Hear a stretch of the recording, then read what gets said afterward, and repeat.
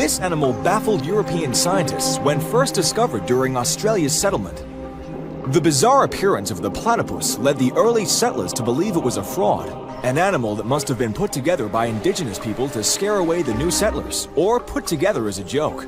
This duck-billed, beaver-tailed, otter-footed mammal that also laid eggs could not have been more unbelievable.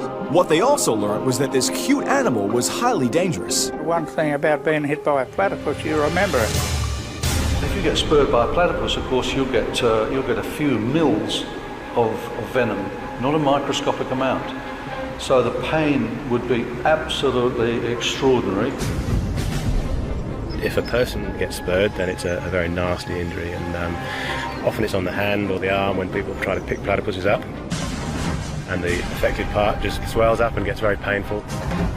There's no antidote, and no pain relief will help, and that pain can linger on and not fully recover for 3 to 6 months.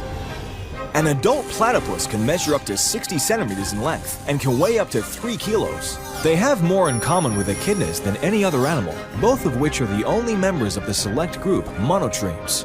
They are the only egg-laying mammals on Earth. The male platypus's venom is largely unstudied.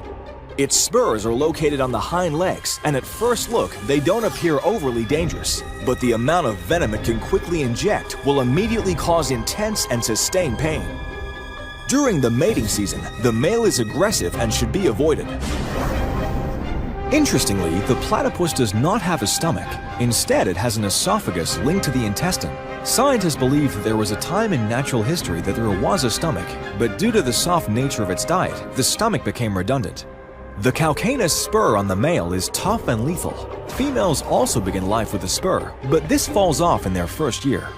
A little-known fact is that an adult platypus can consume its own body weight in less than a 24-hour period. Found throughout eastern mainland Australia and Tasmania, they are very elusive and prefer to keep out of our way. But when handled, look out, as this little cutie does have a nasty punch, as Keith Payne found out on a fishing trip with his son. My son and I were up fishing up at Youngler at the time, up in the dam, early morning. Mr. Platypus was laying on a partly submerged log.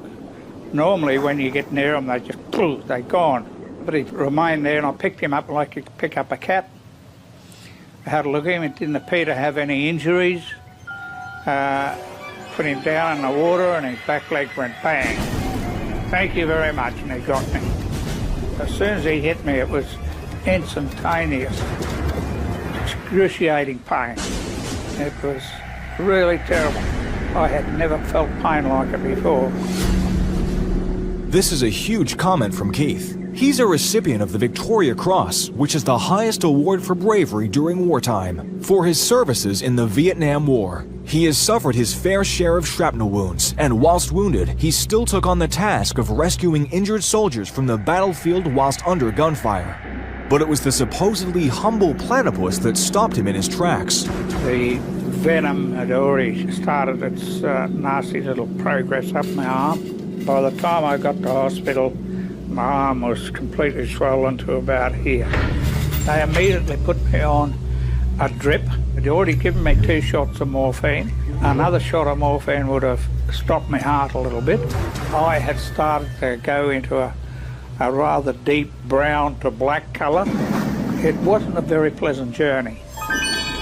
Keith spent 6 days in hospital and suffered months of pain, all because he got too close to one of the world's strangest animals. They have a bill like a duck, they have webbed feet like a frog, they have venom like a snake, they regurgitate their food rather like a cow does. They're just a very, very unusual, fascinating animal.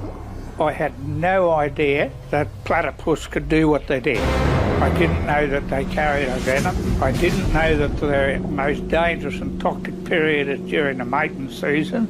These are all things you learn after. Everybody knows all about it except Keith, I think. Oh, I knew. My God, did you? Platypus have small eyes but acute sight and hearing. Underwater, they are blind and deaf, so rely on a sixth sense, electroreception, similar to sharks and rays. A common movement under the water is for their head to shake side to side as they detect very small prey like worms and crustaceans. They can perform 75 dives an hour and stay submerged for up to 40 seconds. They are mostly active at night, but can be seen in the early morning before heading back to their burrows to rest. One man who knows a lot about monotremes is James McGregor. His research has been gathering information on the health, distribution, and abundance of platypus populations in Tasmania. It's a creature that you don't often get up close to it from a studying point of view, but also they are from an ancient group of animals. The group of animals have been around for at least 100 million years, probably more like 200 million years. And they've got so many unique features, the laying eggs, the venom production in the males, the electroreception in their bill. They're a really unique animal and really want to put some effort into conserving them. If you leave them alone, they're not harmful at all. The problem comes when people try to pick them up. Once the venom is injected, it is a very, very nasty thing to happen. Really quite excruciating pain that nothing can relieve, no sort of medications, and there's no antidote. It can take a few months to fully resolve. Surprisingly, the platypus is capable of many vocalizations, including a soft growling sound that, if you weren't mistaken, does sound a lot like a nasty predator. But in reality, although the venom is very toxic, you have to be very unlucky to cop a hit off this little mammal.